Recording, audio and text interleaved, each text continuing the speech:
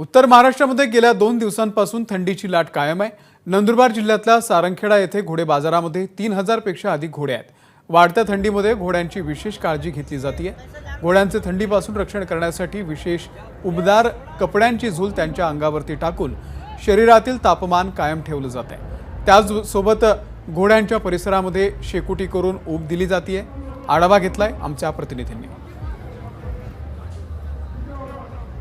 उत्तर महाराष्ट्रात दिवसेंदिवस थंडीचा कडाका वाढायला सुरुवात झालेली आहे आणि सारंगखेड्याच्या तापी नदीच्या काठावर अश्वमेळा भरलेला आहे। या चेतक फेस्टिवल मध्ये जवळपास 3000 पेक्षा अधिक घोडे दाखल झालेले आहेत आणि हिवाळ्याच्या दिवसामध्ये या घोड्यांची विशेष अशी काळजी घेतली जाते।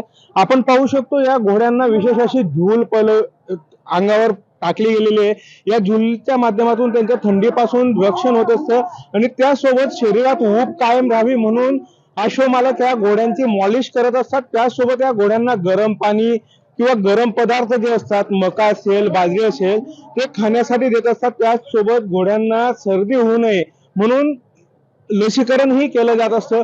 एकूणच हिवाळ्यातही घोड्यांची विशेष काळजी घेतली जाते।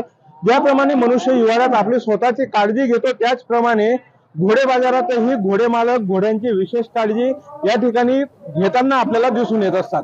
विकेश पाटील, एबीपी माझा, सारंगखेडा, नंदुरबार। एबीपी माझा, उघडा डोळे बघा नीट।